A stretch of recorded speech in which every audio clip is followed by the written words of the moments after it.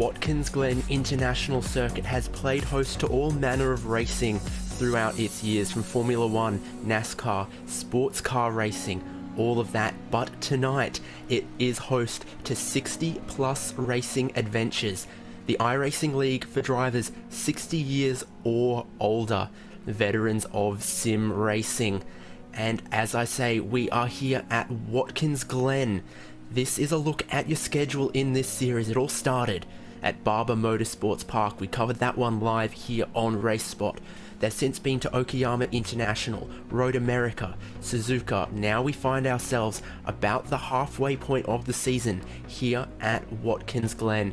We're going to be very lucky to cover one of the later rounds here on RaceSpot as well. Spa-Francorchamps round 12. You'll also catch that here on RaceSpotTV. A look at the standings, how they've gone so far this season. At the top of your points table, it's Stefan Rostgen, but he cannot relax because right behind him, Bill Lawrence, Jos van der Ven, John Morgan, John Unsby, and all of the other drivers here. We've got 2 races ahead of us tonight. I'm David Haynes. Alongside me, and with the production, the cameras and all the graphics, is going to be Paul Smith. And Paul, this is a great little series. It's different to some of the things that people might expect from super serious, super competitive sim racing. It's good fun, but they do race each other hard here. Yeah, hello everybody.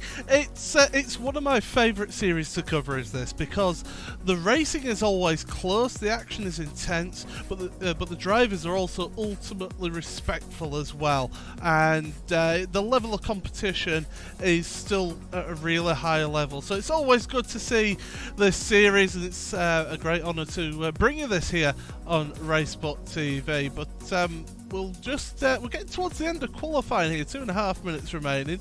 Not that many actually left on laps here, but yeah, look at those qualifying times, down to 1st to 14th, covered by under a second. Yeah, of course, and we're racing the version of Watkins Glen with the boot, but the classic boot without the bus stop chicane or inner loop. You see here going straight along there. That means it's going to be high speeds. Slipstream in these little Pro Mazda cars is going to be very key in the race. Qualifying, as you said, underway right now. It's a 10-minute qualifying session. The drivers are allowed 2 laps. So at this point, quite a few of them have completed their second lap, but Bob Kern looks like he's still got one more flying lap in him. An 18th place right now could definitely challenge the top 10. And the 2-race format. That's an interesting one in this championship, because your best race result of the 2 races in the round is what you carry into the championship points. If you have a bad first race, you can make it up in the second race. Yeah, absolutely. It's one of the plus points of the series, I think, the way that they're able to keep the championship relatively close, because everybody's still got the opportunity to improve if, as you say, they have a bad first race, or even if they had a relatively good race in the first race, they can always try and improve for that second race. Here comes Bob Kern. He's going to come across the line. Does improve his lap time, that is, but not his position.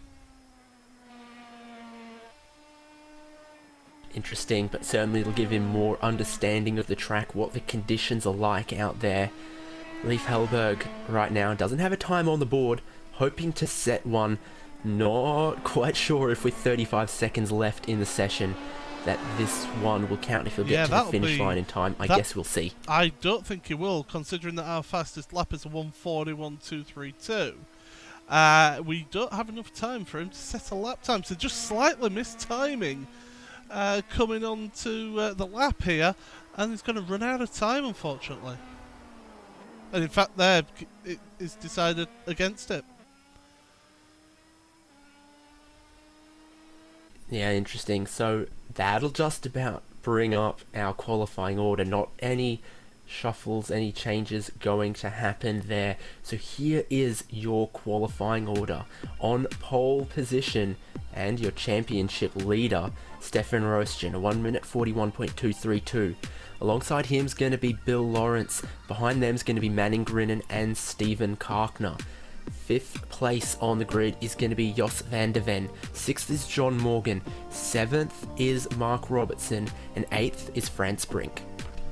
Richard Coulomb in 9th with Kenneth Baldwin rounding out the top 10. Then Joel Martin, the Team Otto driver, in 11th with John Unsby 12th. Keep an eye on Unsby, he can be pretty quick. Jared Florison in 13th with Bruce Poole 14th.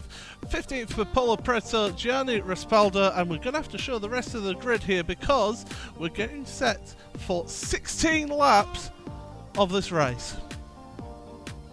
Yep, a rolling start in this series, and they are going to do a whole lap behind the pace car before we start this race. But all the drivers forming up on the grid, and it's a good grid that we've got 26 of these Pro Mazda cars, and it's as good a time as any to talk about the characteristics of these cars. They're not particularly torquey, they've got a little bit of horsepower, but the slipstream is pretty huge. Yeah, it's very much all about the slipstream here with this with these cars, and you see Stefan Rosjan, championship leader, he is going away from the front, but yeah, these cars, if you keep the car in front of you within the slipstream, it gives you a good opportunity to be able to get a good bit of slipstream to keep you within the attacking distance of the car in front. So those drivers will be wanting to try and keep Stefan within that slipstream range to keep reeling him in, because we've seen it time and again in this series. As soon as you break that slipstream out the front, you can just waltz away with it. Exactly, and this circuit configuration will really feed into that as well, because I've already mentioned it's the classic configuration that doesn't have the bus stop chicane or the inner loop, whichever one you want to call it. It means that run from turn 1 towards the carousel absolutely flat out extends the length of that run, extends the advantage of the slipstream. It's this back stretch that they're going along now. We're going to see the highest speeds, the strongest toes. Yeah, it is. This is going to be your overtaken opportunity, as we see on board, a couple of the onboard shots that we've got here today. But you'll go into this into the carousel here, top gear in the slipstream, and you'll be looking to make a move. So people will want to defend that inside line, but you can run it around the outside if you hold your speed and hold your line and get down the inside into the rundown into this left-hander here. Yep, and a fixed setup series as well, so there's going to be no difference in the downforce levels between drivers. They're all going to have the same wing settings, the same suspension settings. It's all about the driver. Yeah, it's driver skill as a series, as you allude to there, and it's also the adaptability of drivers to this car as well. So this is one of the many elements that make this series really, really entertaining and fun to watch, this track is also one of my favourite tracks as well, especially this layout without the bus stop chicane. I think that it just lends itself to great racing, and hopefully we'll see that here today. But the danger point is going to be through the S's, through turn 1 and into the S's on lap 1. That's where you'll be most likely to have an accident in this one. So hopefully we'll be able to keep it clean all the way through lap 1 and the rest of the race. Yeah, just a couple more corners to go. I think Stefan Rosjan is starting to just back up the field the tiniest bit behind that new Porsche safety car. Doesn't it look good too? Yeah, it's great to see Porsche is their involvement, and we'll be seeing more of their involvement on Saturday with the new Porsche Esports Super Cup. So make sure you check that one out. But right now, it's all about 60 plus. Yep, Stefan Rosjan on pole, Bill Lawrence alongside him. They come onto the front stretch. Green flag waves now. Stefan Rosjan gets a very, very good jump, leaves some of them behind, but all pretty clean as they approach turn 1 for the first time in race 1 for 60 plus racing adventures. Yeah, we've got a couple of 3 wide down into turn number 1. Oh, we've got a car off there, and that is Jared Florison. Not an ideal start for him. Are we able to get through the S's here? It looks so far like we are. I think the downforce levels in these cars mean you can pretty safely go too wide through the S's. That's not the case in some GT cars, some prototypes that you might see here, but in these cars, with all the downforce they've got, I think it can happen. Bill Lawrence has used that massive slipstream to get around Stefan Rostgen and around the outside of the carousel on the first lap. He sweeps through to take the lead away from your championship leader. Yeah, but the championship leader going at it down the hurry downs there, trying to get back at Bill Lawrence, but there's going to be plenty of opportunities. This is a track where you don't really need to panic that much, and you're able to just hold the slipstream, hold on to your position, and then go for it. You don't want to be in the lead at the wrong point of the race, and I would say that the wrong point of the race will be going into the start of the final lap here, because if you've got a car right up behind you going into the start of that final lap, that's when you're under the most pressure. Exactly, and as you can see in the top left of your screen, a 16-lap race coming towards the completion of lap number 1. And to my understanding, not expecting a pit stop in this race, just 16 flat-out Pro Mazda laps. Yeah, so these guys are going to be pushing hard. The tyres they'll start going off towards the end of the race because the track temperature is rather warm. It's not the hottest it can be, but it certainly is warm, as we've got a little bit of side-by-side. That was Joel Martin having a look at John Unsby, but not making any attempts. But here we go then, Stefan Rostgen. What can he do on the exit of the S's? He's got the slipstream. Yep, so yellow and black car of Bill Lawrence leads, but you can see the closing speeds on board here for Stefan Rostgen. He has to go to the outside line. The overspeed, I think he'll just get that done. It's Manning Grinnen in 3rd place and Jos van der Ven in 4th, who are probably licking their lips, biting their popcorn. They've got a great view in front of them. Deeper in the pack, they're going side by side. The number 6 car, that's Bob Kern, I think, going around the outside into the carousel, and they continue to battle behind that as they come down into the laces. Yeah, it's great to see these guys. You know what, I've been saying the hurry downs. That's Road America, is that? It's the laces. It's set into the boot of this track. So get him a track. You can also call already. it the chute, I believe. Yeah, it's the chute. Yes, absolutely. But interested to see how the top 4 have been managing to pull out that gap on the rest of the field there. It's about 1.1 seconds between 4th and 5th, Jos van der Ven and John Morgan. So that front 4, if they can make a breakaway, they can pull away. So John Morgan, it's crucial for him to stay in that draft. The gap had extended to more than a second, but John Morgan in the red car back there has just managed to stay within touching distance. Bit of a battle behind that though. Franz Brink and Steven Karkner, I think it is. Karkner's going to go to the inside for turn 1, and they're going to go side by side. Even if you grab the position there, you might just lose it going up the hill. And speaking of losing it, someone's around. Yeah, that's Richard Coulomb losing control of the car. We'll try and get a replay of this, but watch out! Oh, that was all so close. Here's a replay for you anyway. Richard Coulomb, so we're going to catch him on the exit of the final corner. All looks normal here, and as we go on board, we'll bring you back to live in a second. I'm just going to say he's going to carry a little bit too much speed. No, he hits the curb there. That's what spins him round. Maybe a little aggressive with that curve. Looked like it bottomed out the car and unsettled it. So back live, your top 4.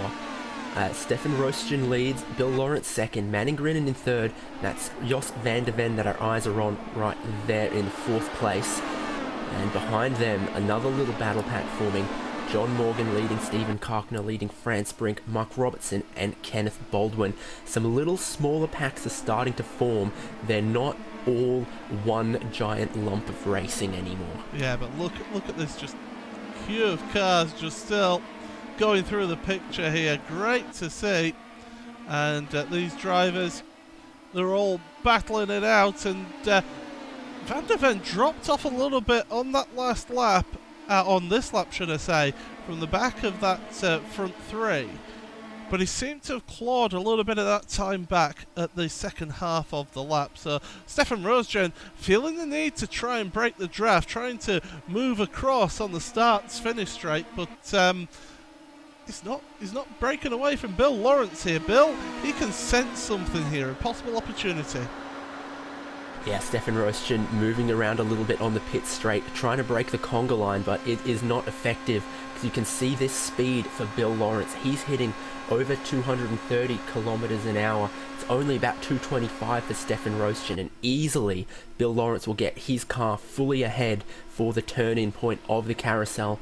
Top two switch positions once again, and it's still Manning Grinnen in third place, ever so close, and pulling along that purple and white car of Jos van der Ven. Rostjan's going to look to the inside once again. He wasn't close enough.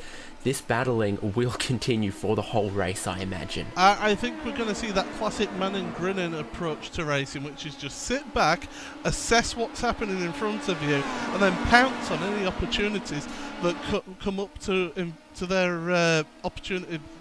Words, English. Any opportunities that come up in front of him, but certainly those two at the front, they're looking busy. And if I were Bill Lawrence and Stefan Rostjan, I'd be working together rather than fighting each other. That's what I'd be doing at the moment. Yeah, exactly. Third place isn't a bad spot to be right now. Those two in front aren't going to get away from him. They're still squabbling amongst each other a little bit, but together as a pack of four, they are pulling away from the cars behind. So as long as you stay in this top four pack and you're there on the last lap, you're a chance. So Bill Lawrence weaving on the straight this time, and Stefan Rostjan doesn't follow him. He's going to probably try and save up all of his run for out of turn one. He finds a little bit of a bump out there too, doesn't he? Yeah, that's the danger of running way out wide on the exit of turn one there. You can have the front end of the car kick up, and before you know it, you're a passenger. But look at that speed now from the draft. We're going to be seeing this all race here. So they're too wide, too deep behind in the pack from 5th through to 8th. Nearly the same thing in the top pack. Everyone's getting a little more aggressive now. They've found what the track conditions are like. Stephen Karkner leads this train now. It's Mark Robertson sweeping through the inside on John Morgan. Yeah, he certainly is. And this pack, it's a pack of 5 here, but they are dragging a few along with them as well. So you've got a good queue of about 8 or 9 cars here, all battling it out for 5th place in this race. Yeah, indeed. So they stay in line on the run towards the heel of the boot, and then uphill to what's one of the more difficult, underrated corners on this circuit. The track drops away from you. You can't quite see the apex as you turn in.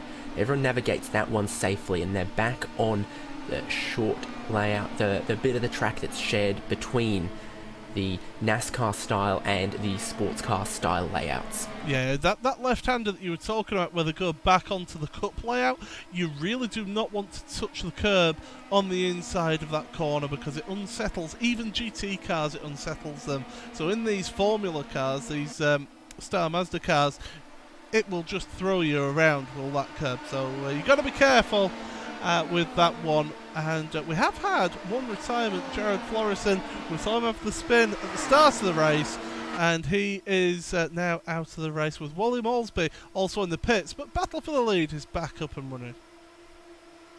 Yeah, Bill Lawrence comes through, grabs it from Stefan Rostjan. Manning Grinnen right there behind. A little bit of a gap to Jos van der Ven. I'm sure he might be able to work that one back up. Otherwise, it is at risk of becoming a 3-car breakaway. We're talking about some of those drivers who've been in the pit lane.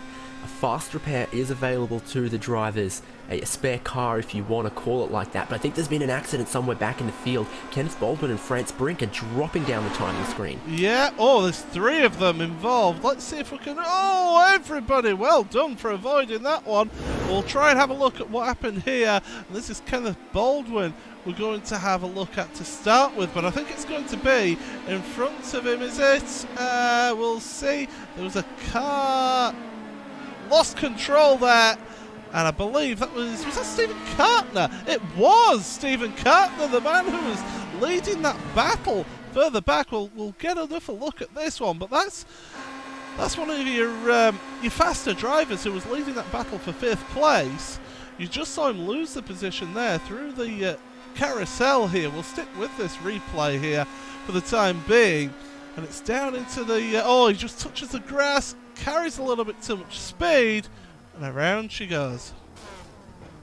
And then, of course, when the pack is so densely stacked like that, a lot of the cars coming around behind didn't have enough time to react, and then he rolled across the track as well, which probably hasn't helped some of the other drivers. Back live, looking at the lead, 2 wide field lead. Stefan Rostion on the right-hand side has the inside line for the corner. Bill Lawrence is in second on the outside. Manning Grinnan in the deep blue car is sniffing around for opportunities. And what's crucial here is he's finally pulled the trigger there and has moved up into second place. He was getting the 2-car draft for pretty much the first half of the race. Now he's moved ahead of Bill Lawrence, so he's starting to make his moves for that first place.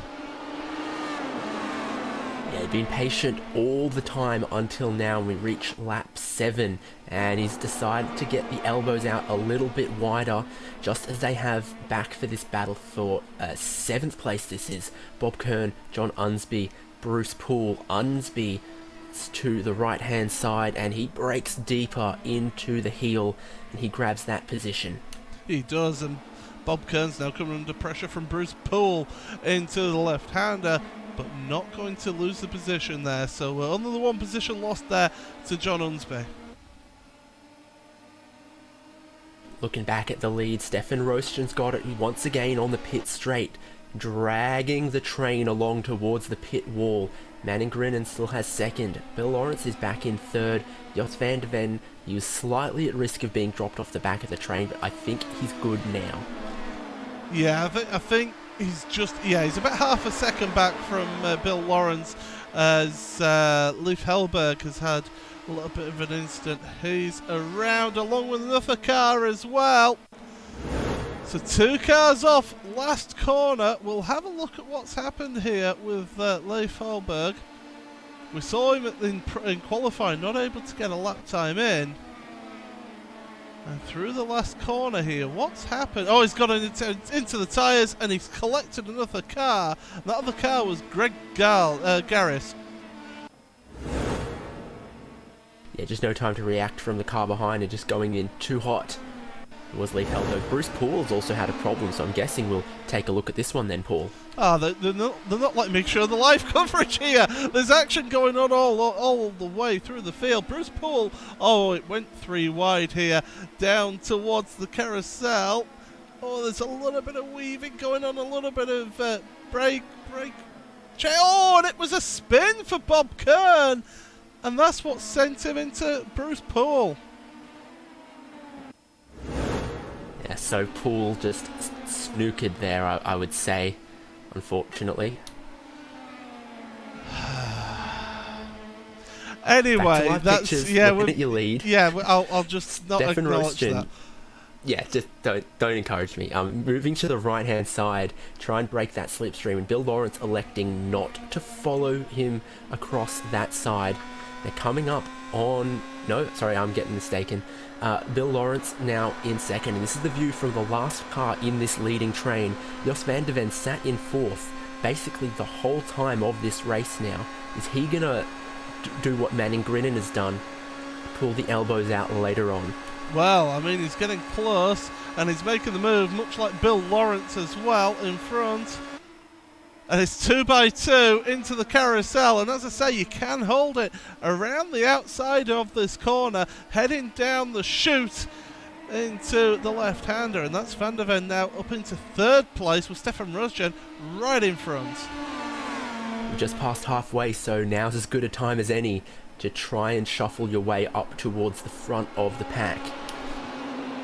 Yeah, it certainly is the time to do this, and you can see your top 8 on the bottom of your screen there, and you look at how close the top 4 are, about half a second covering them as we will look at it. Lawrence, Rosgen, Van der Ven and Grinnan all together here. Fantastic racing here. Yeah, exactly. That top 8 does show you that we've got a pack for 4 that we're watching right here. Then 5th and 6th is a battle, and then there's a bit of time back to 7th and 8th. So the slipstream is played out kind of how we'd expected. If you haven't found yourself a pack and stuck with them, there's really not a lot of chance for some of the guys further back to bridge the gap forward. And once again, along the pit straight, choosing some different lines. trying to follow the car in front in the slipstream, trying to not give the car behind a slipstream. Oh, not a good run through turn 1 for Van der Ven. That's going to put him under pressure from Grinnen behind here. And in fact, Grinnen's going to be looking on the exit of the S's rather than down the straight. So not ideal for Van der Ven. And here comes Rosjan once again. It's not worth getting too excited at this point because there's still going to be plenty of this slipstreaming side-by-side action going into the carousel. So Rosjan then leads Bill Lawrence, and Van der Ven holds on to third position for now. That's a very wide line from Rosjan. He was lucky to hold on to that one through the carousel. May have cost him a teeny bit of time, but the car's still pristine, still running, and they get very close to a bit of contact there between Lawrence and Van der Ven. The racing continues. Yeah, it certainly does. I mean, you can see how the lap times have pretty much stagnated here in the last couple of laps, but Jos Van der Ven is right under that gearbox of Bill Lawrence in front. He wants by that car in front, and really, it's when you're going to start seeing moves being made is with about 3 laps to go here. With the way that they've all been able to stay close together, that's when you're going to really start seeing the moves at play. Although Stefan Rosjan is trying to make that little bit of a breakaway through the second half of the lap here. Yeah, it might be a good time then to look further down the field at some of those other battles that are going on.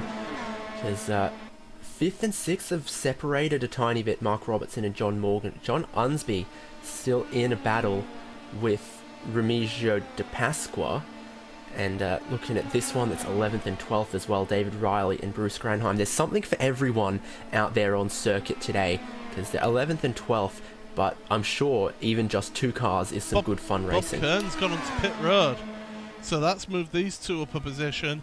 But that's interesting to see. Bob Kern heading onto pit road with 5 laps remaining as your lead battle once again has switched positions there on the slipstreams. Just 1.3 seconds, so obviously had to take a little bit of repair after that contact with Bruce Poole. Yeah, he might have stayed out there for a couple of laps and realised that the drag or the lack of downforce was just hampering his lap times until it might have forced his hand. And speaking of forcing the hand, Van der Ven's going to go around the outside of the toe of the boot, and he is going to grab Stefan Rosjan. So Van der Ven has now also turned on the pressure. Oh, as William Lee, I think this is turn 1 for William. He's had an issue. The car in front's got damage on the front wing, but they've stayed out there. William into turn 1, loses control, round it goes, and oh, heavy into the Armco barrier there. Yeah, indeed, bit unfortunate for William Lee there, just cooking it a little bit into turn 1. And the track temperatures have risen 3 or 4 degrees Celsius since this race started, so maybe the track getting a tiny bit slipperier. Though these are cars with plenty of grip. Yeah, plenty of it. Even though they look like relatively simple cars in terms of their aerodynamics, it still provides you with plenty of grip here. Look at the run that Stefan Rosjan gets out of turn 1. This is an area that we've seen Jos Van der Ven not be at his strongest, and you need the run out of turn 1 to then make the most effective use of the slipstream down towards the carousel. And we're going to see 3 wide action here. Yeah, possibly Van der Ven though can't get alongside Lawrence. Yeah, interesting. So maybe from 3rd to 1st for Stefan Rosjan. He's going to go around the outside of the carousel on Bill Lawrence. That's going to become the inside for the next corner. So from 3rd out of turn 1 by the next braking zone, Stefan Rosjan is in the lead of the race. And that's going to be very important when we get towards the last lap, seeing how much of a run it is possible to get. The person who's 4th as they cross the white flag could win this race. Potentially. If they really do get a good run through turn 1, and we've seen it happen. Look at Van der Ven. Oh, that's not really the place to make the overtake, because you're compromising the car in front into the heel of the boot, and by doing that you're gapping out the race leader. Really, ideally, you don't want to be doing that, especially at this stage of the race, to give that leader an opportunity of a little bit of breathing space. Yeah, exactly. If you battle too hard with the person in front and the leader gets away, well, there also goes your chance of winning the race. Yeah, as we tick on over lap 13, 4 to go in this race. And oh, man and Grinning running way wide, jumping over the grass there on the exit of turn 1. It's not the ideal line, I can assure you, but he's managed to keep with these cars, and here comes Bill Lawrence once again. It's very early for him to pull out of the slipstream. He might get ahead, but he's going to give all manner of advantage to Jos van der Ven behind. Will van der Ven go to the gap in the middle? No, it closes up just before they get to the corner. So it's still Lawrence from Roostgen, from van der Ven, from Manning Grinning. Yeah, these four have been putting on a display here, and really, van der Ven once again faster down the chute than Stefan Roosgen, looking into the toe of the boot, and again he's looking very racy through the second part of the lap there, and Roosgen just running out onto the dirt there on the exit of the toe. That's not ideal, it can lose your control of the car, but at the moment it's still the four of them locked together. They're just helping out the circuit with their mowing there. But certainly if you've got two wheels on the dirt at the point of turn-in, that can absolutely send you spinning. I think he just got away with keeping the throttle pinned on the outside there, but it is a bit of a risk to take. Yeah, and we're looking back just quickly to bring you up to speed with the battle for 5th place. Ignore the car behind John Morgan there, they're a lap down. It's Mark Robertson who's managed to pull away a good 0.8 of a second on John Morgan there in 6th place. So those two just separated quite a bit. David Riley and Bruce Granheim still pretty close together. We'll have to keep a look at that one once the leaders finish this one, because I could imagine that those two are still going to be battling on the last lap. Yeah, and Bruce Granheim's done a fantastic job there. He's running in 10th, but he's gained 11 positions since the start. Our top 4, well, they were kind of the top 4 at the start of this race. You can see that now, you said with 3 laps to go, it'd get a little bit more aggressive, it'd get a little bit more punchy. And that it has. Once again, they were 2 by 2, sort of flying square formation. Roostgen goes to the lead. As they come into the laces, they're still too wide. Van der Ven taking Bill Lawrence side by side. Manning Grinning is in 4th, but he will definitely have something left in the clip for the final lap. Well, Van der Ven there, running out that little bit wide on the toe, means that he gets on the power a little bit earlier. That means he can potentially carry the speed into the heel here, but not this time. Holding back for the time being does Van der Ven, but you can see how these 4 drivers are all getting that little bit more racy.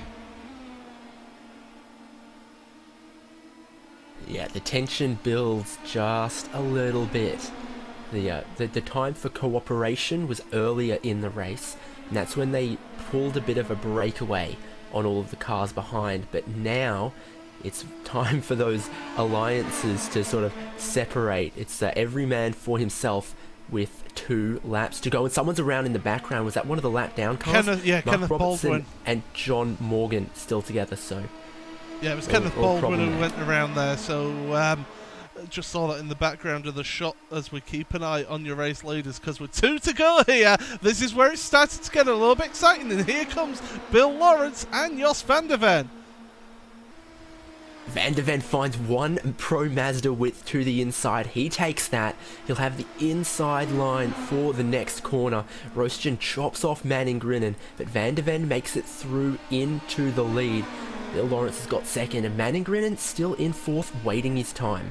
I think that was the point that Manning Grinning should have really been trying to at least jump up 1 spot to get him into an ideal spot to get the double draft of the cars in front from 1st and 2nd. But Van der Ven right now in the prime position, but Bill Lawrence behind. If he keeps in that draft, he is going to be in with a shout of the race victory. Anything's possible. They've just got a couple corners more to go before they'll see the white flag. 1 lap to go very, very shortly. And it's going to be Van der Ven! very exciting. Van der Ven has a huge slide through there, doesn't he? Yeah, he did well to hold on to it, but now he's in second place. He's slow out the corner. He'll have put a lot of heat through the rear tyres here, and if Bill Lawrence has got a chance, this is it. He's got to take it already. Look at that, up to 7/8 of a second lead that Bill Lawrence has gotten. Rosgen wants by. Yeah, exactly. Going side by side through the final corner was pretty ill-advised for Jos van der Ven and Stefan Roosten. They'll just be close enough to get a slipstream on Bill Lawrence. It's just under a second. But if they fight each other coming up the hill here, Bill Lawrence just might be able to scamper away. Jos van der Ven could really be the spoiler here for Stefan Roosten and Manning Grinnen. I think Bill Lawrence has pulled away here and has got the victory because those two were not close enough going up through the S's, and Bill Lawrence, he's comfortable in the lead. Roosten can't make it past van der Ven. That's interesting to see as they go through there, and here comes Grinnen now.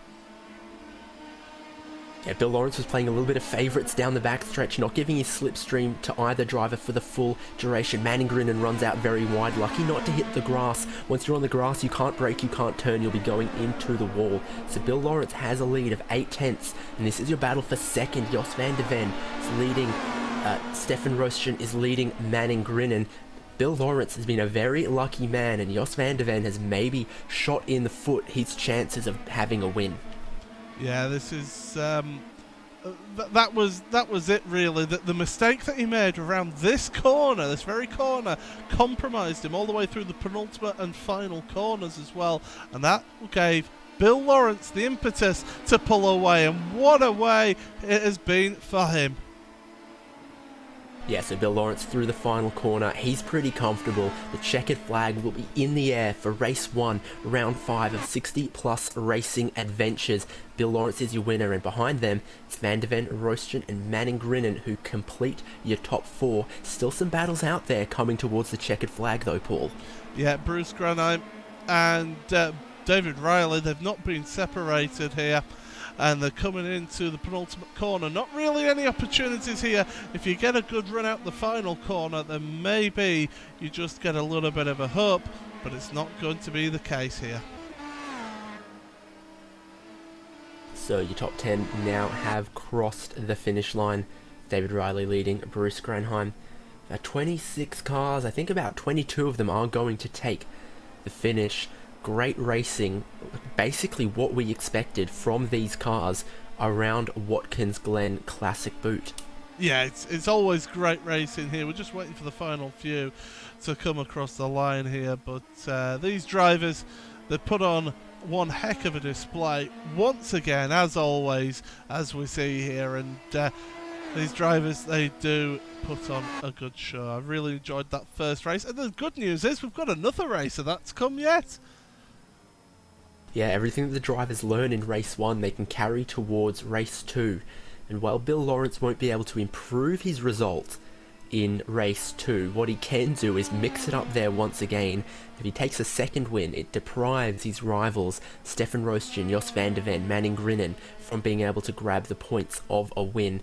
Everyone has something to race for in race 2.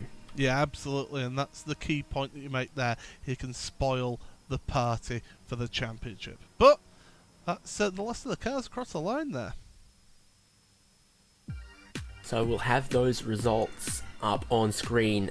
Great battle for the lead, but in the end the winner by 7/10 is Bill Lawrence. Grabs the position ahead from Jos van der Ven. Stefan Roosten completes the podium. Manning Grinnen could have maybe achieved more, but still brings home a 4th place. Mark Robertson grabs 5th. John Morgan in 6th. 7th place is John Unsby. 8th is Remigio De Pasqua. 9th is Paulo Preto. And 10th place goes to David Riley. Yeah, Bruce Granheim, then we saw not able to get the position at the end there. Richard Coulomb and Bob Kern both involved in little incidents in this race. Richard Viale, Ralph Kemmerer, Leif Hellberg and Joel Martin, all the last cars to finish on the lead lap. And then the rest of your field, Bruce Poole, Kenneth Baldwin, Gianni Respaldo, Greg Garris, Wally Moulsby, and then drivers who did not finish this race, William Lee, Franz Brink, Stephen Kartner and Jared Florison. But I really enjoyed that first race, and I believe we're going to have a few of the drivers here to have a word with us. Yeah, indeed we do, and I think we'll start with your race 1 winner, Bill Lawrence. Bill, pretty aggressive slipstream out there. What was your secret to being able to grab a win? Well, David, I'm not sure if it was a secret, but this track, because the draft is so strong and it's tight racing, is trying to use your head, keep your cool, and make your move at the right time if you find yourself in the right spot. Fortunately, I was in the right spot this time. And what are the conditions like out there? The track temperature is moderately warm. How does that work? Is the car sort of oversteering, understeering, or is it just pretty well compliant?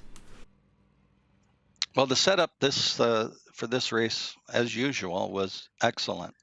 So the car handled well, and we're used to the same weather conditions. I know there's a little dynamic weather there, but no, the car handled very well.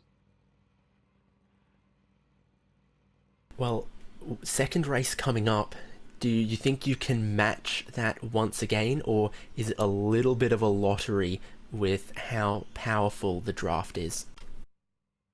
Well, it's more than a little bit. It's a real crapshoot out there, and it's you're racing with a bunch of guys that you know, but even still, it's tight, and so it just depends where you end up in the draft. It's a bit of luck. It's kind of like a super speedway, if you will. Right, well, thanks for coming in, having a quick chat with us. Best of luck for you in race 2. I'll give you the opportunity now for any thanks you might like to give. Well, once again, I'd just like to thank the league. A great bunch of guys here, a good group to race with. We really enjoy it. And for you guys for the coverage, awesome. Cheers. Well, we'll catch you in race 2. Really looking forward to that one. Paul, I think we've got a couple of other drivers who will drop in and have a chat with us as well. Yeah, we do, and we'll start off with our second place driver then, Jos van der Ven. And Jos, we saw you were involved in the battling throughout this race here, staying in that top 4 group. We saw how you're just playing that patient game to start with and just hanging back. Was that always the plan for you today? Not really. I did it practice a lot, so I couldn't find the speed in the beginning. But well, after some laps, I saw a good chance, and this group is so respectful to each other. You can race so close. It's amazing. Yeah, it is all, and I'll say this every time we show it here on RaceSpot, that it is always wonderful racing, respectful racing as well here. But going into that last lap, just before the start of the last lap, we saw you getting a little bit loose coming out of the boot, heading onto the cup course. Do you think that that's basically the final thing that just stopped you from getting the win here in this first race? Well, maybe. You know, it's hard to overtake. You have only one, maybe 2 chances to overtake each other. But on the long straight, it's possible, and it's hard to keep the first position there. And of course, we go into a second race. Is there anything that you can take from this first race going into the second one? Yeah, don't get the car brake loose. Well, thank you very much for joining us, Jos, and all the best for the second race. Thank you, Paul. Back to you, David. Yeah, well, I think we'll probably complete this with our third place driver, which is Stefan Roestgen, and he joins us from pole position to finishing third. Maybe that's a little bit of a disappointment for you. How do you read that race? Well, you know, Watkins Glen is always a draft race, and you don't know what will happen. And so I tried to in front as long as possible, but as things went with the 3 wide situation, I couldn't make it back, and that's racing. And about this season's championship, we saw you've got a little bit of a lead coming into this round, so third place probably isn't a disaster, but is there anything you're going to be able to do maybe differently in the next race to try and improve on this result? No, this is not a disaster. This is absolutely fine for me. And, well, I do not have a big loss because he has one race less and we one result which we can delete. So it's interesting this season. Now in the second race I will do the same. I will try to give my best, and there is a little bit of luck always. Right, well, while we've got you on the broadcast, and of course RaceSpot drops into this season to broadcast typically about 3 races, if there was anyone out there watching thinking, oh, that looks like me, that looks like some good fun, what would you suggest to anyone thinking about racing this series? I think this is one of the best cars in iRacing because it's so nimble.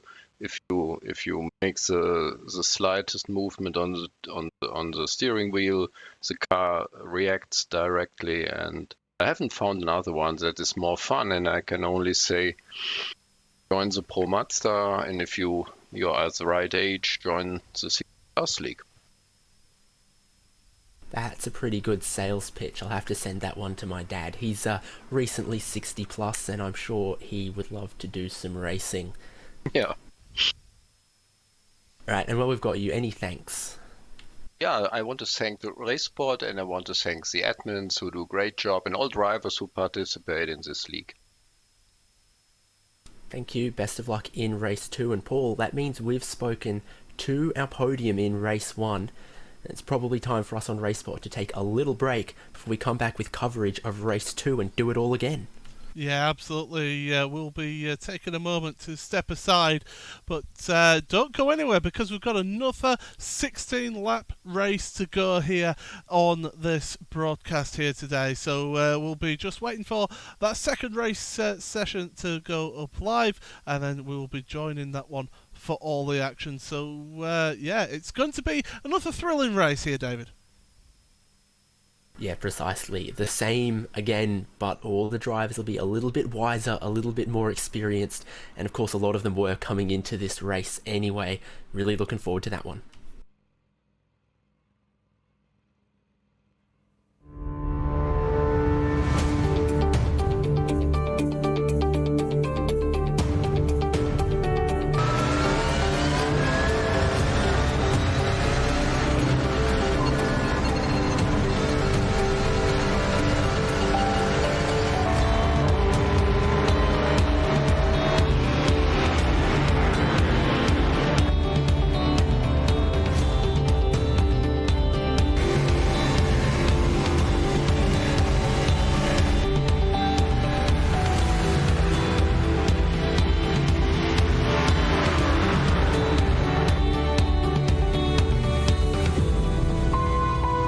Doesn't have his teammate right behind him, so he's going to wait patiently. No, he's going to stick his nose in, and his teammate is going to try to make it 3 wide down through turn 8, looking to try and get around either side of Riley Thompson. Somehow they get through there, and somehow Everton comes out on top to the inside, sees it to the inside again, in between them, to the outside, slips to the inside, and he's through all of them in a matter of seconds. I would not try that myself. Oh my goodness.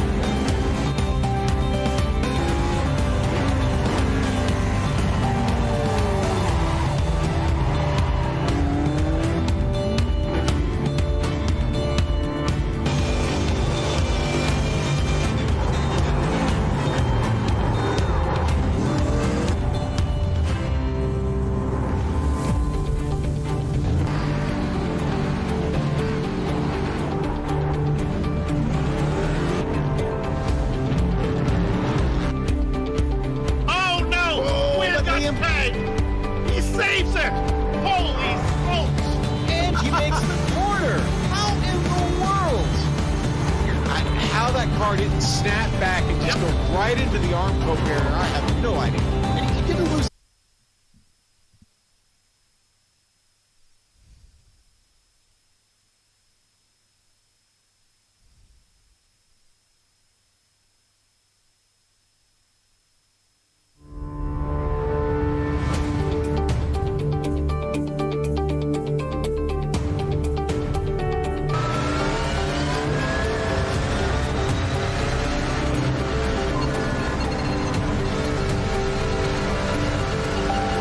Why is it still saying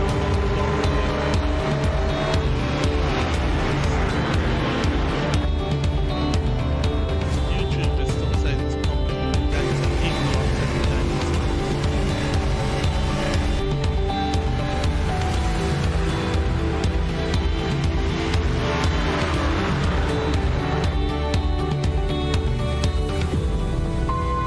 Keith doesn't have his teammate right behind him, so he's going to wait patiently. No, he's going to stick his nose in, and his teammate is going to try to make it 3 wide down through turn 8, looking to try and get around either side of Riley Thompson. Somehow they get through there, and somehow Everton comes out on top to the inside, sees it to the inside again, in between them, to the outside, slips to the inside, and he's through all of them in a matter of seconds. I would not try that myself. Oh my goodness.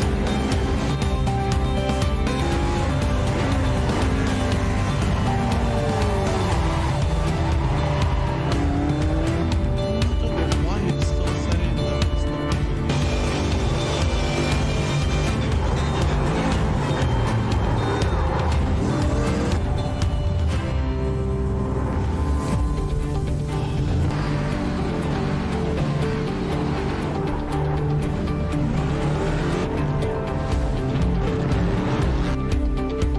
Oh no! Where's got the tag? He saves it! Holy smokes! And he makes the corner. How in the world? How that car didn't snap back and just go right into the arm poke barrier, I have no idea. And he didn't lose a position in it either. That's what amazes me.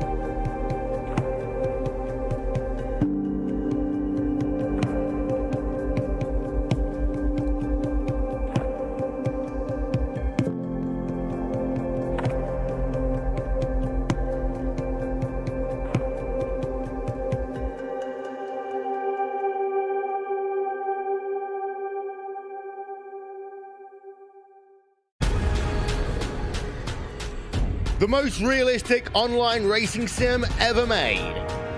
This is iRacing. Detailed laser scan tracks, fully dynamic real-world cars, and over 50 series to choose from. 6 online world championships offering over $100,000 in annual prizes. This is the original esport racing game. This is iRacing.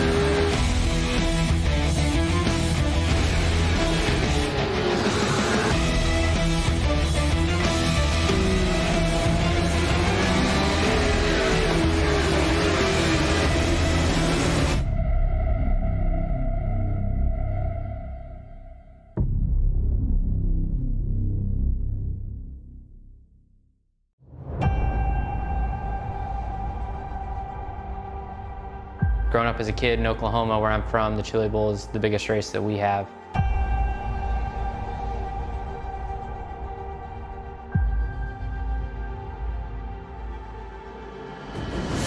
The Chili Bowl has kind of been my favorite race of the year.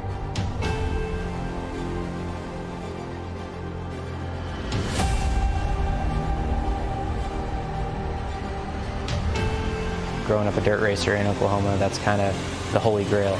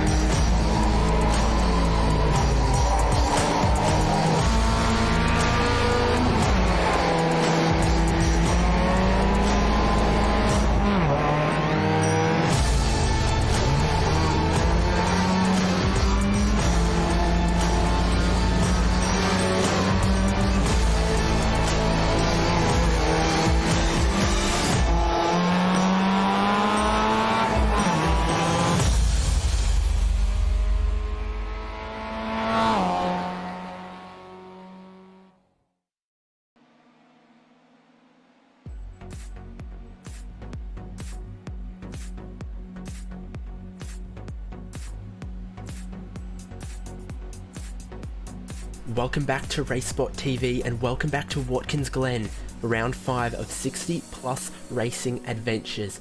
We've had race 1, now it's time for race 2. Here is some of your information about the layout we're using. Watkins Glen Classic Boot. So you see we've got the full length of the circuit but without the bus stop, without the inner loop. The way the point structure works in this championship, your round points that go into the championship is your best result of the 2 races. But even if you won race 1, you can get something out of showing up for race 2, because if you win that, then you prevent any of your rivals from taking the win and getting the points from that. And if race 1 was anything to go by, Paul Smith, race 2 is going to be fantastic.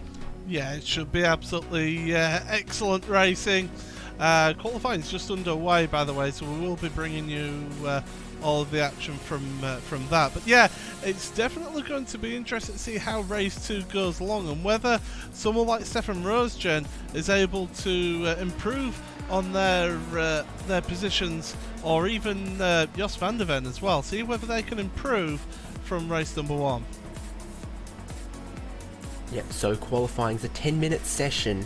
Drivers get 2 flying laps. So we're looking at your points leader, Stefan Rosgen, right here. He comes through the carousel, down into the boot section of the circuit, down the chute, through the laces of the boot, and then he'll head towards the toe of the boot. I think qualifying's actually going to be pretty important, because we've seen that if you start maybe 10th on the grid, by the time you've raced and battled your way to the front of that pack, probably the top 3 or 4 drivers will be clear, and with their slipstream you're just not going to be able to catch them. So this will be a pretty important qualifying session. Stefan Rosgen runs just a little bit wide. He's backed through off the heel. Yeah, he's backed off on that lap, so he's going to have another go at it. Let's have a look. Who else is out there? Well, Jos van der Ven is coming to the end of this lap here. And hopefully we'll be able to see. He's on a pretty hot lap here at the moment, so we'll get to see. John Morgan is the first to set a lap time. Stephen Carter and Joel Martin getting some time. So we're seeing the times coming in thick and fast on the left-hand side of his screen. And Jos van der Ven across the line, a 1:42.0, puts him 4th. It's that private qualifying, so each driver gets the track virtually to themselves, all running simultaneously. So that's how you see all the times flying in, and what it means is that it doesn't matter where you come out onto the track, no driver is going to get any slipstream or have any drivers in their way, and hopefully that'll make the qualifying pretty close. You see everyone's first lap times on the left hand side there. Mark Robertson is at the top of the board, Bill Lawrence, Jos van der Ven, all of those drivers also in the top 5. Yeah, absolutely. Manon Grinnen there, second place. Putting the lap times in. John Morgan is in 3rd at the moment. The man, as I said, who put in the first lap time here. Coming across the line, Paulo Preto. We didn't really mention him in the last race there, but he's going to come across the line 1:42.4. So that will put him in 13th place. Still within a second of pole position, which isn't bad. Around these lap times like these that are 1:41 and more, 1 second really isn't a huge margin around the full length layout of this circuit. Here's Manon Grinnen, he got 4th place in race 1, but he was absolutely there in the front pack mixing it up. A podium or a win could have been possible, and he's currently 2nd on the grid, looking to improve on his 1:41.8. He's going to need 0.2 of a second as it stands right now to be able to put his deep blue car on pole. Time from Carter. Just hundredth of a second shy. Yeah, 100th of a second. The second lap times now are coming in thick and fast here. Van der Ven to the top of the pile here. We'll stay with Manon Grinnen though, because he is on a hot lap as well, just to see if he improves. Matt Robertson 2nd, Sim Carter 3rd, Bill Lawrence round out your top 4. But Grinnen here is currently in 5th. Will he improve his lap time? Quite a few drivers finding a bit more speed, pushing it a bit harder on the second lap. Through the final corner comes Manon Grinnen. He's coming towards the line, across the timing beam right there, and we'll see if this is an improvement Looks like it is for him, but not enough to grab pole. Not enough to put him on the top 3, but it'll have him on the outside of the second row as it stands right now. Looking at the number 6 car, that's Bob Kern. He can probably still improve. Only 1 lap counted for him and on a flying lap right now. Yeah, and look at Stefan Rosjan, by the way. 12th place, and he's not going to be putting in another lap here, so that's pretty much him. It looks like he's going to be having a bit of fun in this second race here with this one, so interested to see how he goes. You can so easily, though, get caught up in little shenanigans, as we saw in that first race. Oh, running wide there, Bob Kern. Hopefully it doesn't invalidate his lap, but it may well have done, just running onto the grass there. Oh, and it doesn't look tidy through the left-hander there either. Yeah, it's partly cloudy weather conditions today, and the sun has been thoroughly out in this qualifying session. 39 degrees Celsius on the track. During parts of race 1, it was down a bit closer to 35.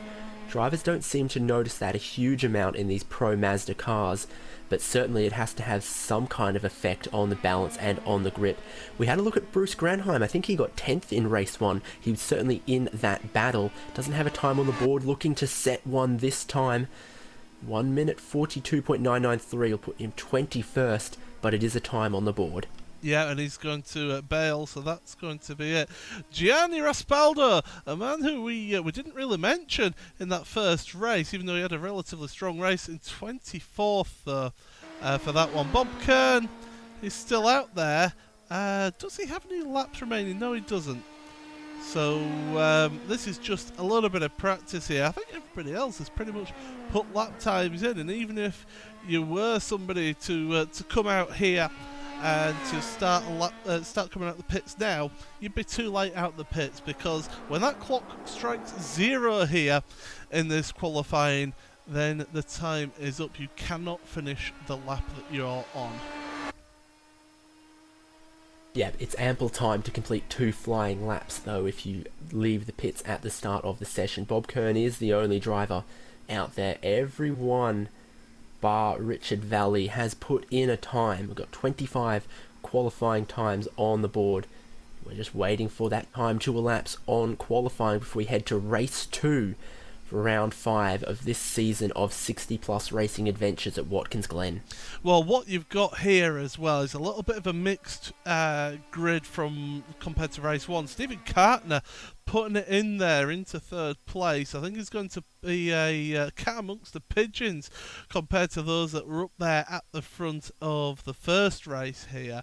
And as I mentioned as well, Stefan Rosjan further down in 12th place. It's going to be a bit of fun for him working his way through, but 6/10 off of your pole position time. That's quite a significant gap, really, when you look at it. But still, you look at the standings. I'm looking at my timing screen. 1st to 20th, 1 second. That shows how tight this competition is in the series.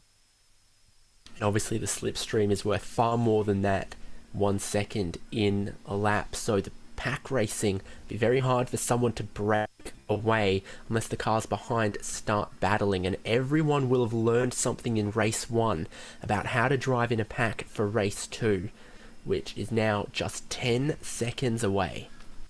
Yeah, it's going to be again, having a clean start, don't get involved in any shenanigans, and then getting away and see what you can do. See where it gets you at the end of the first lap, and try and keep as close to the cars in front of you as possible. Time has expired. Let's have a look at your full starting grid for race 2. Here they are on pole position. It's Jos van der Ven. 2nd place, Mark Robertson. 3rd is Stephen Karkner. 4th place is Manning Grinnan. Your 3rd row of the grid is going to be Bill Lawrence and France Brink. Behind them is going to be John Morgan, and 8th place will be Bob Kern. 9th for John Unsby, another solid top 10 qualifying for him. Kenneth Baldwin rounding out the top 10 there, with Joel Martin and Stefan Rosjan in 11th and 12th places. 13th for Greg Garris, with Gerard Florison in 14th place, with 15th Remijo De Pasqua and Leif Hellberg rounding out the top 16. 17th place is Bruce Poole, 18th is Paulo Pareto, 19th is Richard Coulomb, 20th is David Riley. I think he finished 11th last race, looking to improve from there, I'm sure. 21st, Bruce Granheim. 22nd is William Lee. 23rd is Willie Molesby. 24th is Gianni Rispaldo, and the last car with a qualifying time is Ralph Kemmerer. And Richard Varley will be able to take the start of this race from the back of the grid.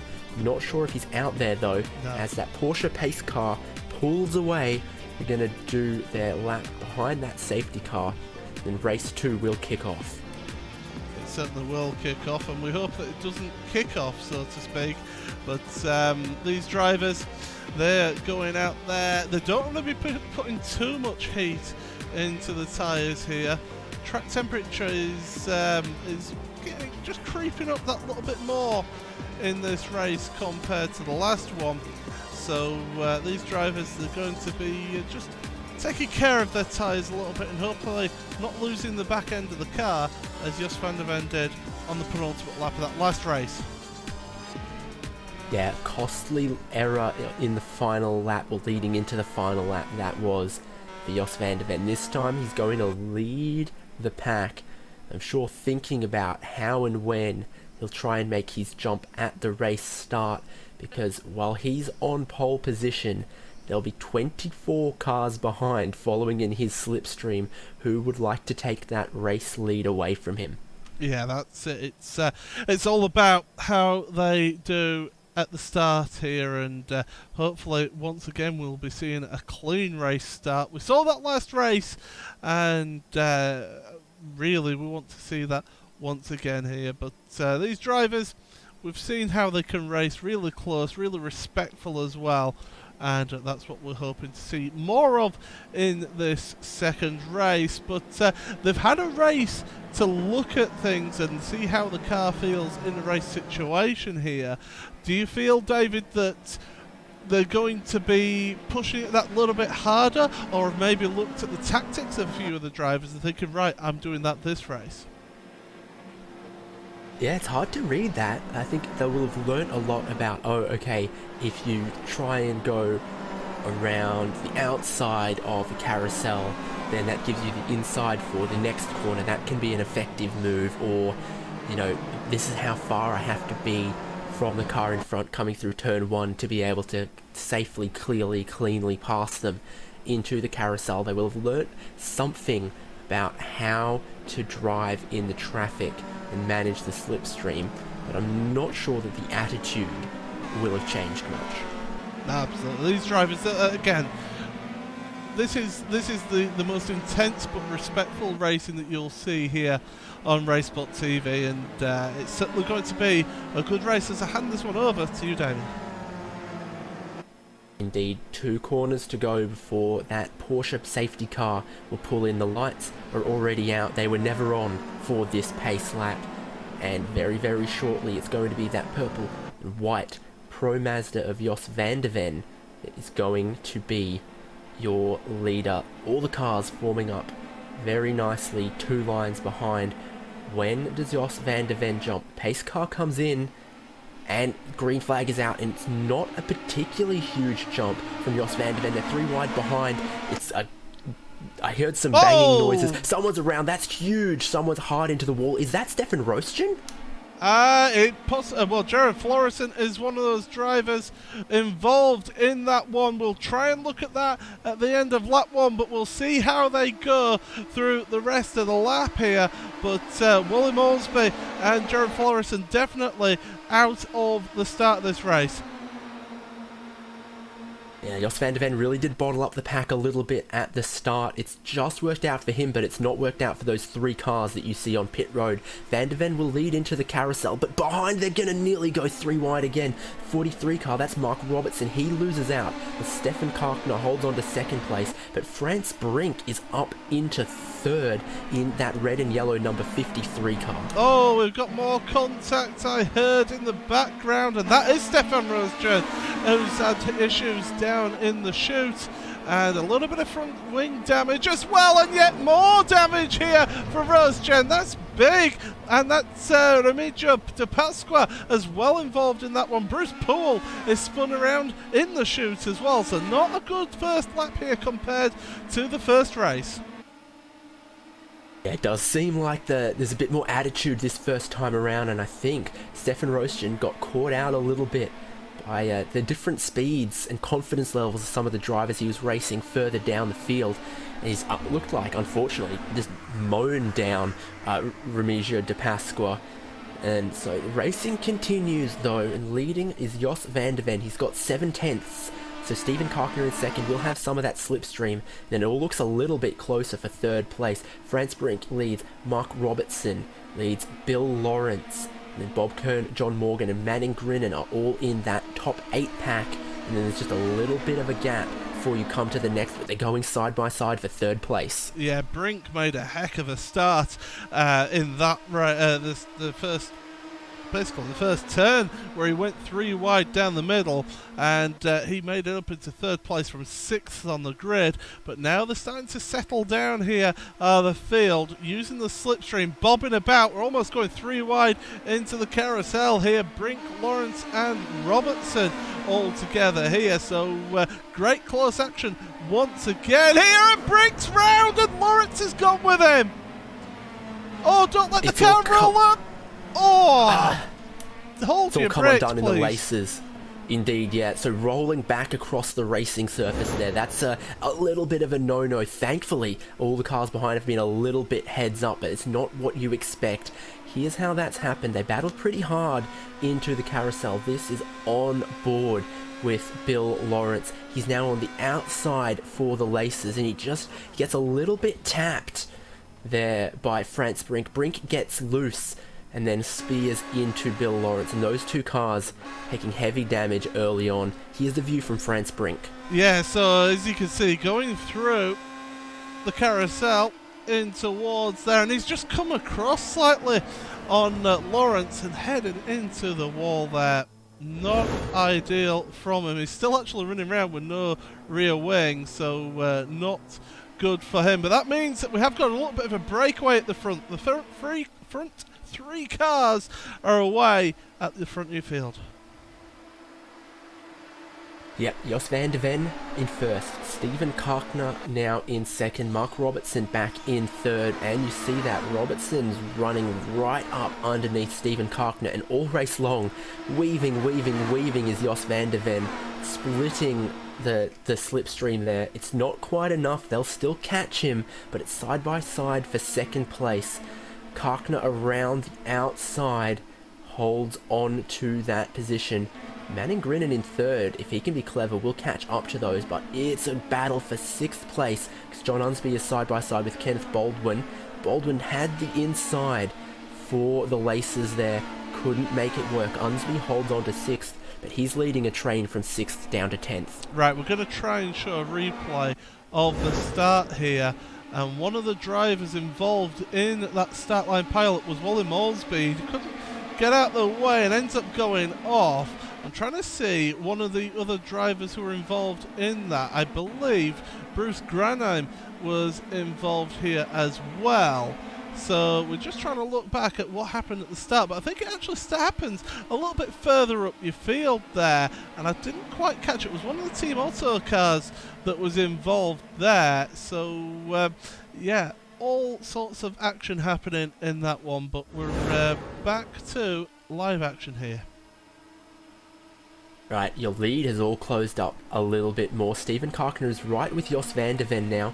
Manning Grinnan has managed to follow along as well. So once again, race 2, it's some different names, some different faces, some different paint schemes. But once again, it is a 4-car battle for the lead of your race. Manning Grinnan in the deep blue car in 4th position is watching as they go side by side for the lead.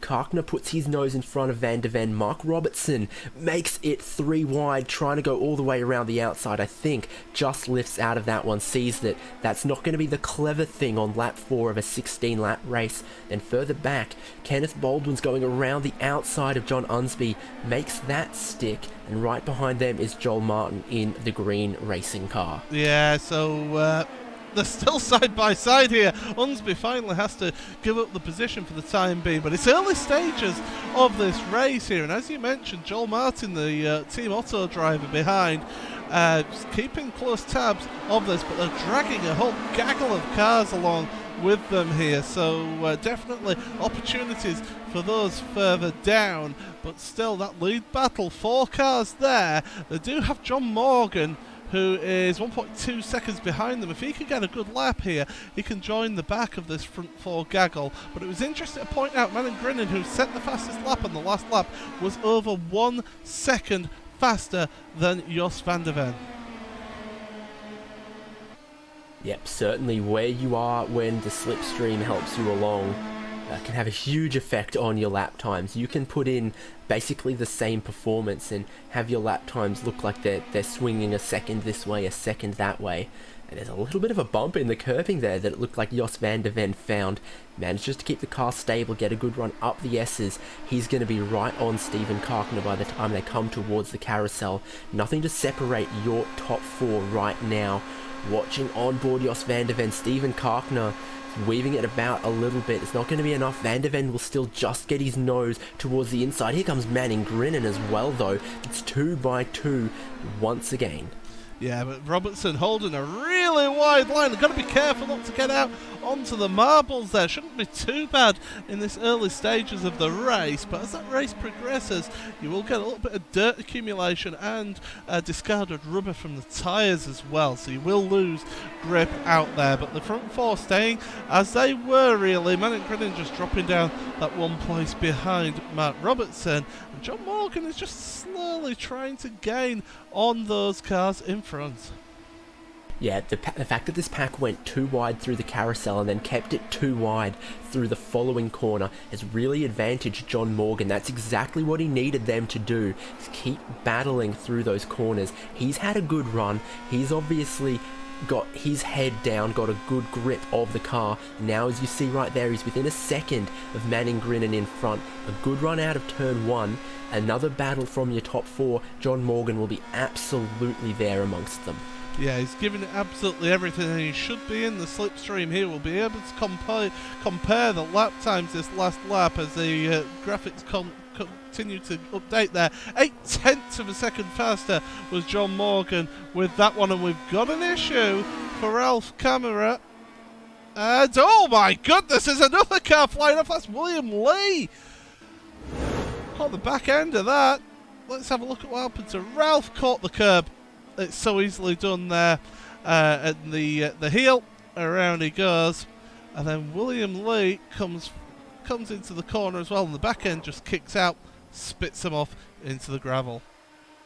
Yeah, that car for William Lee. I want to suggest that the aero efficiency wasn't perfect either. Steven Karkner's got some damage. And Grinnan! Manning Grinnan's got problems as well. So that top 5, they'd all closed in on each other, and there's been a little bit too much aggression. Here's what's happened coming towards the carousel. They go 4 wide. Steven Karkner is on the inside of the carousel here.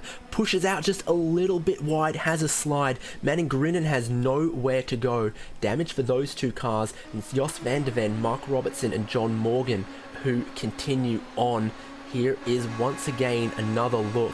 I think Steven Karkner on the inside here has just come in with a bit too much speed to be able to make that corner work. Taps Jos van der Ven, around he goes, and Grinnan, Team Old Speed, nowhere to go. He's damaged that car. Yeah, absolutely. In fact, he's decided to take a trip on down to pit road. He towed it back to pit road there, so not ideal there for Manning Grinnan. And what that does mean, that it's just a 2-car battle at the front here between Jos van der Ven and Matt Robertson. John Morgan not able to capitalise off of that, so it's separated those guys at the front, but it's given a few others opportunities. In fact, the leaders are going to come up to William Lee, who's just come out of pit road. Yeah, so we saw that issue for William Lee. He's obviously brought it onto pit road, gotten it fixed up. He's now gone a lap down, unfortunately. What he will do is provide a tiny bit of a bridge between Jos van der Ven, Mark Robertson, and John Morgan in 3rd place there. Not dissuaded by what happened last lap. Once again, they're going to go 2 wide into the carousel for the lead of the race. Mark Robertson, I think, just has it. But back for 4th, and this is now the battle for 4th with those problems for the others.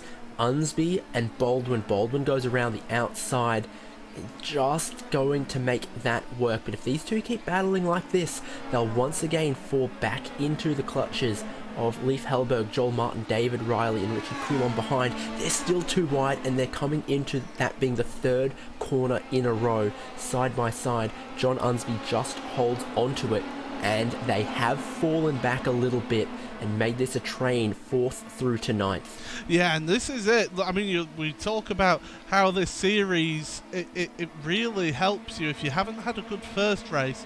A second race, redemption here, potentially on the cards, and that's what's exactly happening for Leif Hellberg here, because he didn't have the best of first races and went off the track, but now look at him here, 6th place in this race, and he is catching up on Kenneth Baldwin here.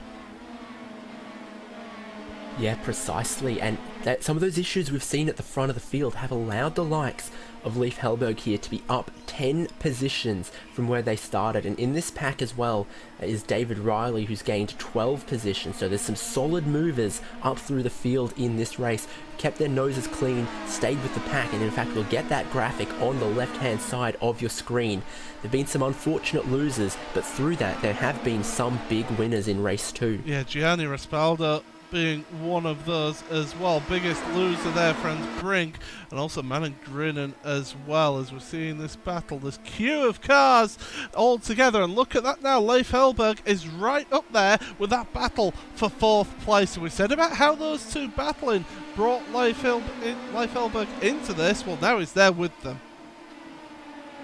Yeah, Unsby and Baldwin have really only hurt each other with their battling too wide. Someone's had an issue there. David Riley is doing so well. I said up 12 positions for him, and he's had an issue in the laces. What's happened? We ride on board through the exit of the carousel. Has he just come in too hot? Has it been 2 wheels on the grass? We'll have a look. It's maybe just had a wheel locked up or something as he's turned into the corner, because the car's spun out on him there and he's gone heavy into the outside wall.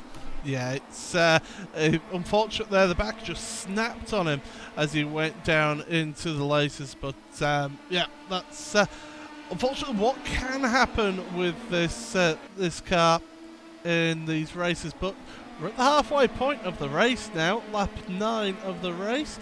So these drivers still battling it out for 4th place. Your race lead, by the way, it is a 3-car train at the moment. They're relatively close, but not really making any chances, although Robertson here has got a great opportunity. Yeah, Morgan is now comfortably within the slipstream as well. So Van der Ven leads. He's going to stay to the right-hand side of the track. Robertson, I think, has enough overspeed to be clear at the turn-in point of the next corner. And what this just means is a buffet of slipstream for John Morgan. He can go left, he can go right. He'll still be following another car. And the battle further back, Unsby's on the inside. Baldwin's on the outside. Behind that, Joel Martin is coming through on Leif Hellberg. So 2 different battles, and once again, Unsby and Baldwin. Can these guys ever not go too wide? Joel Martin in the background loses out a little bit by running a bit too deep through the corner, but Baldwin and Unsby once again still side by side, coming towards the toe of the boot. Unsby is not willing to give up, neither is Baldwin around the outside. That was a very, very strong move, but still it's not going to give him the exit out of the corner. Just in front. Unsby doesn't want to give up the inside. Is he going to try and brake late to make it stick? Has it been too bold? It has been too bold. They bang wheels. I think they'll both carry on. But these guys maybe just need to settle it down and save it for later. Yeah, banging wheels like that isn't too bad, actually. It shouldn't cause any major damage. These drivers are able to carry on here as they go through the penultimate corner. Lead battle, by the way, is extended now to about 3/4 of a second, so we'll stick with this one for 2nd place for the time being here as we start lap 10 of this 16-lap race. This is the closest packed action, and it's for 4th place, just off the podium. Obviously, between John Unsby and Kenneth Baldwin, neither of them want to give an inch at this point, and it has just cost them time. Their last lap was, well, it was 1 minute 43 for Kenneth Baldwin, which is 2 seconds off the pace of the leaders, and it's allowed Leif Hellberg, Joel Martin, and now Richard Coulomb to be right up behind in this pack. right on board with Kenneth Baldwin, and maybe he's either picked up a little bit more aero drag or he's just lifting out of the throttle to stay behind this time around. I'll tell you something, he was lifting off slightly there, but also that car in front of John Unsby, is it just my eyes deceiving me, or has the right hand side of that rear wing just got the ever so slightest little bend in it that will be causing a little bit of issue for his top speed? Yeah, it's got a little bit of an inflection on the right-hand side of the end plate, and particularly that lower element. He might feel that with the grip at the rear of the car, but certainly those kind of things on this car always add just a little bit more drag. It's subtle, but this camera shows it. That's not how it left the factory. Ooh, the red pen. Okay, I like the yellow one, but the red pen definitely works for highlighting that. Well, red equals danger in this one, and that will be affecting the top speed ever so slightly for them here in this race. But John Unsby's at the front of that pack at the moment, but I wouldn't expect him to be there at the end of the back straight unless Baldwin once again just hangs off the throttle and just stays in that slipstream. But look at that lead battle once again. Robertson and Van der Ven switching positions on the exit of the S's. Yeah, so Van der Ven's going to hold the inside once again. Robertson's going to have to try and go around the outside.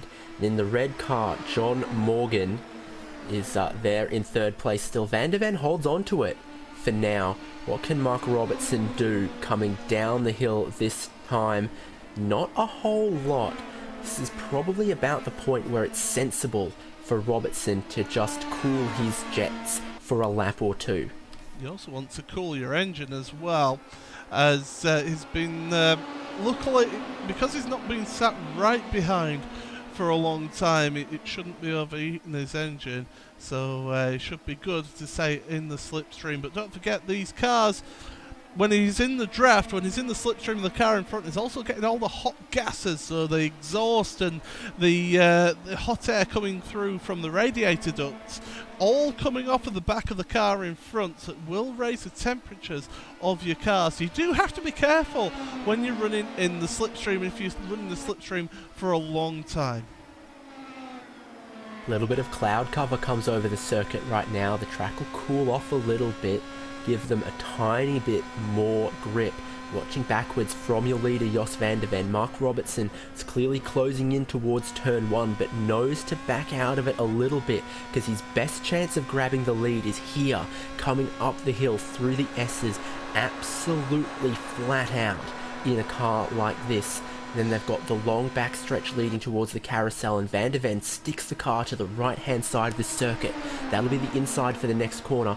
Robertson is going to try and go around the outside on lap 12. And that shot was great, a demonstration of showing how much work the suspension's having to do, and around the outside of the carousel. He did that a little bit earlier in the race as well, did Robertson. And he's got that lead back again. Baldwin and Unsby, by the way, they're going side by side once again here. You can't stop these two going side by side. No, absolutely inseparable all race long, and particularly through this set of corners. Once again, it's Kenneth Baldwin who is not willing to give it up. He'll be on the outside for the next corner, but we've seen he can be great around here before, and once again he does it. A masterclass in trying to just sweep around the outside of the toe of the boot. There's a tiny bit of banking in that corner that I think can help you around the outside, and this time John Unsby decides it's not worth throwing it up the inside of the heel. Baldwin will lead this train of John Unsby, and right behind this car, it gets in a little bit hot there, no contact made. Leif Hellberg, Joel Martin and Richard Coulomb are still in the conga line for fourth position. I think I saw a postcard flying out the side of the number 9 car of Kenneth Baldwin at the heel of the boot, because he was sending the Apex a postcard there. It was nowhere near it, but manages to stay in front for the time being. But it shows the pressure that these drivers are under if they're making little mistakes like that. And Joel Martin looking a bit racy there going into turn 1, but it just compromises run through there, and that allows his teammate Richard Coulomb to get up to the back of him, as here we go once again, Unsby and Baldwin, and ahead as well, Van der Ven and Robertson, as Stefan Rosström once again, fastest lap of the race. Yep, so Van der Ven leading, Robertson still second, John Morgan still being very, very patient in third place. Unlike the cars behind, they'll go single file after the carousel. Here's John Unsby is leading. Kenneth Baldwin. Leif Hellberg had a bit of an attempt made on his position by Joel Martin. Maybe ill-advised into turn 1 because it hasn't given him a run up the hill to have another look at it. This time by, this train of cars are in a line once again, but this is one of Kenneth Baldwin's favourite corners. He's going to get a good run out of there, and it's still a bit of an uphill. You see John Unsby's to the right-hand side, trying to break the draft, trying to defend the inside into the next corner. John Unsby will still hold on to that position this time, but it's reaching make or break point. Our leaders are about to start lap 14. It's about to be 3 to go. It's getting towards the pointy end where the points matter. Yeah, this is where you need to start thinking about making those moves. As we mentioned in the last race, when it's about 3 to go, that's when you start getting racy. Really, if you're the man in second place now, you want to make the move on this lap, because on the next lap, if Jos van der Ven doesn't think about it and just goes through back into the lead, that means you've got that slipstream for the final lap up here through the S's. So if you play it smart, you either make the move now, allow them past again on the next lap, so you've got it on the final lap, the slipstream, or you hang behind. But Robertson, he wants to go up the front. Yeah, it's checkers, and you've got to think 3 moves, 3 laps ahead. Robertson will go around the outside and make that work on Jos van der Ven this time by. Van der Ven might have not been able to hold on to it, or might have just let that happen this time. And they're side by side for 4th place once again. Every time we look, and we look because they are side by side, but every time we look, this is what they're doing. This time, it's the red car on the inside. John Unsby throws it in with a lot of speed, washes out in the middle of the corner. Baldwin's got his nose ahead, and he loves going around the outside at this corner. Wow. But it doesn't work this time. John Unsby's learnt something. That was almost a slide job, throwing it into the corner with all of that speed and checking it up in the middle. So they are side by side. Now Leif Hellberg behind is as close as he's ever been, and there's the 2 Team Auto cars watching on expectantly. This is getting even more tension, even more dramatic for your top 4 battle here. It's getting spicy for the top 4. Now, if I'm Jos van der Ven, by the way, what I do here is on this lap, I stay behind Mark Robertson. I just lift off the gas, stay in the slipstream to get as close as possible, but lift off the gas and stay behind, because I want to be behind him in second place in the slipstream going into the final lap, and I think that's maybe what Van der Ven does here.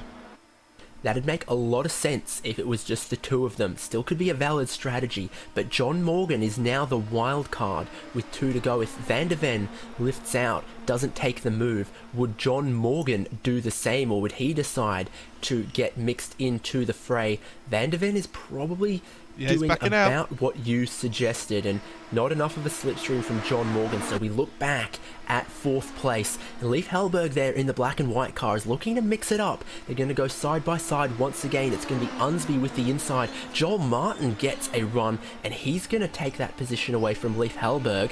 Maybe wash out a little bit in the middle of the corner, but still side by side. 4th and 5th, 6th and 7th, and 8th place Richard Coulomb watching on. Fantastic racing, and they're getting more and more desperate as the number of laps counts down. Just going back to that lead battle, if I was John Morgan, I would have wanted to have made it up into second place. Jos van der Ven is pushing hard because he's under pressure here from Morgan, and once again we're seeing the same thing of what happened last race. The guys in second and third are battling it out, and they're letting the leader pull away. Matt Robertson has got a 1 second lead here. Van der Ven just repeating what he did in the first race, just can't quite hold on to it in the corners on the final couple of laps. He might just have a chance. White flag is out for our race leaders. Robertson leads. He's got just 1 second. Van der Ven will need to follow his nose straight in the slipstream of Mark Robertson, and even then, it might not be enough. But Van der Ven's now looking a little bit safer from John Morgan, who didn't get the best run through turn 1. What can Van der Ven do? He's following Mark Robertson. Robertson goes from the right-hand side to the left-hand side of the circuit, back to the right. Yeah, it's too far behind. It's going to have to be a move towards the end of the lap. Maybe into the heel is his next opportunity, but I just don't see it happen. But we're going to go back, because look at this, side by side once again. Unsby on the inside, Baldwin around the outside. Joel Martin is still right there, holding onto the position that he tried to gain. Still, none of them are going to give up anything. Leif Hellberg is looking at Joel Martin once again. Can't do it. Around the outside of the races, John Unsby holds on to some momentum. He's got the inside for the toe. And I think he runs Kenneth Baldwin out wide just a little bit. But here is for the lead, because Van der Ven has had just enough of a slipstream from the toe towards the heel to be close enough to Mark Robertson. He's going to have to be so brave with 2 corners to go. Mark Robertson is led coming into the last lap, and barring any mistakes, I think he's got it through the final corner for the number 43 car. He comes towards the line, checkered flag is in the air, and Van der Ven can't close quick enough, so race 2 goes to Mark Robertson. Van der 4th place. John Unsby still leads Kenneth Baldwin, then gets 2nd. John Morgan holds on to 3rd. Who can do anything? And it's going to be a bit closer of a photo finish, but Baldwin doesn't have enough. 4th place goes to Unsby. Joel Martin holds on to that 6th place ahead of Leif Hellberg, and 8th goes to Coulomb. Here is Stefan Rostjen. He could not close up enough. He'll get 9th place. He was quick all race. Early damage cost your championship leader quite dearly. Is Bob Kern and Gianni Respaldo. Bob Kern will hold on to that one. There's only a couple more cars out there to finish, and one of those battles is Stephen Karkner and Bill Lawrence. Yeah, absolutely. So look at the state of Karkner's car there. A hell of a Lawrence lot of might damage. have this then. Yeah, Lawrence, he's got a good opportunity here to try and do this, but I tell you what, these drivers, they are still pushing right to the end here. Karkner on the last lap, to be fair, was actually quicker than Lawrence, so you could see the opportunity come, but I do think that Lawrence has got this one, as he's not quite got the chance of this one, should I say, as they go across the line here, and Karkner's car mysteriously doesn't have any damage on my screen. I think my iRacing was catching Trick up there. of the light here. Yeah, and Lawrence giving now him he a does. little bit of a shove there, but that's the last of your cars across the line there. Yeah, so we'll look at your results then up on screen after race 2, and here they are. Your winner is Mark Robertson. Great drive from him from 2nd place on the grid. He's really turned it on in race 2. Jos Van der Ven could once again only manage 2nd place, chance of a win, and he's just messed it up on the 2nd to last lap, but he'll be pretty happy with that. 3rd place goes to John Morgan. 4th, in a very fantastic battle, goes to John Unsby ahead of Kenneth Baldwin. Joel Martin manages to put one on Leif Hellberg in the last couple of laps. And 8th place is Richard Coulomb. 9th, Stefan Rostjen, not the race your championship leader wanted. He was hoping to improve on race 1, hasn't been able to do it. 10th place goes to Bob Kern. 11th then for Gianni Raspaldo in the Team Italian Turtles, with Greg Garris in 12th place. Bruce Poole able to finish in 13th ahead of Ralph Camera, who had a little issue down in the heel. 15th for Stephen Karkner, with Bill Lawrence, as we saw, coming across the line about half a second separating those two. Then David Riley, Paolo Preto, William Lee, who had an issue also at the heel, and Wally Molesby, with the final car to finish 1 lap down is Bruce Granheim, and the cars that did not finish this race, Remigio De Pasqua, Manon Crinan, Franz Brink, had a lightning start, it must be said, but then went off into the chute in 24th, with Jared Florison, not the week for him this week, in 25th, and Richard Valley did not take the start. Yeah, and with those finishing orders, it's probably time to have a chat with some of our drivers. There's a few of them around who are willing to have a word, and we'll go straight to your Race 2 winner, because Mark Robertson has managed to find something between Race 1 and Race 2 to take the win. Mark, first of all, congratulations, but how was the pressure from behind? The pressure was tremendous.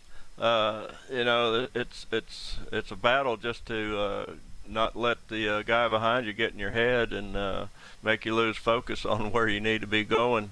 And it's that draft down that long straightaway. Swapping positions almost every lap. It gets a little hairy. Well, in the end, you've managed to bring it home for the big points, despite the pressure from Jos van der Ven and John Morgan, and a couple of big names in the Race 1, not having a good result in Race 2. Do you think that helped you take the top step of the podium? Oh, absolutely. This is a good track. It's good, tight racing for everybody. If you can, in the draft, you can stay with the guy ahead of you. Staying clean and not making a mistake is the key. Staying out of trouble. But it was a boatload of fun. That is fantastic to hear, and once again, I'll congratulate you on taking the win in Race 2, and I'll give you quite a nice haul of points with the points format in this series. Is there anyone you would like to thank while you're on RaceSpotTV? It's just a standard thanks to all the admins that put in all the work. Thanks to John Morgan for the extra practice sessions that are come in much needed. Mark Leeson for all he does. There's a lot of people that work in the behind the scenes that need to get credit. Very well put indeed. The administrators and league officials of 60 Plus Racing Adventures do put together a pretty good league that I think a lot of the drivers do enjoy. Paul Smith, we've got a couple more drivers to still talk to, and I think you're going to go grab one of them.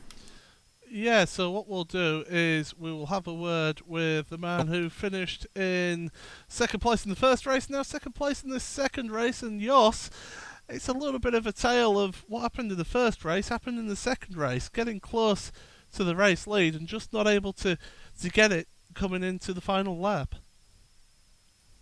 Yeah, same problem happened in the second race, but Mark was very fast.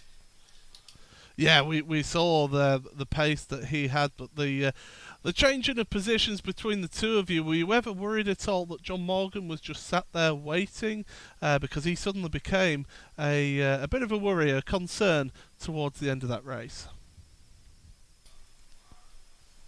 Well, it's always a possibility that John will get involved in the lead position, but you have to watch your mirrors and stay close to Mark. And I think that was best strategy. But I waited for the last lap to pass him on the straight, but the gap was too big. Now, obviously, we won't be live on RaceSpot with this series until the season's finale. But Lime Rock is next week. How do you think that you'll do there? Well, Lime Rock is one of my favorites, and difficult passing, but that's exactly what I like. Well, all the best. Congratulations on the 2 second places. Good championship points for you going into next week. Thank you, Paul.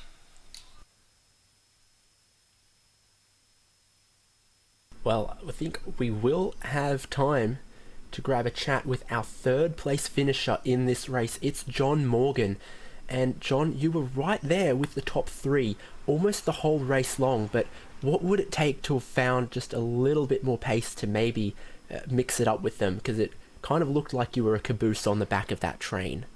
That's pretty much what I was. I just drove as hard as I could to sort of hang on to them and gap, John Unsby behind us in fourth. They were just, they were pushing each other so hard that They were both driving really well. I mean, the side-by-side race, it was a great race to watch from my perspective. So Best seats in the house for you. Yes, it was. So, third place overall, how does that fit into your expectations for the race? I mean, you were 7th on the grid, and then there was a little bit more action than maybe desired between some of the front-running names, and then you end up in third place. Is that a surprise, or is that about where you thought your pace was? This is a track where the key in the first few laps is just to be it's just to be in that train of drivers on that straightaway, because it's such a draft track that if you lose touch with the group, you get dropped and you start losing time to them. So my goal was really just to try to stay with that lead group.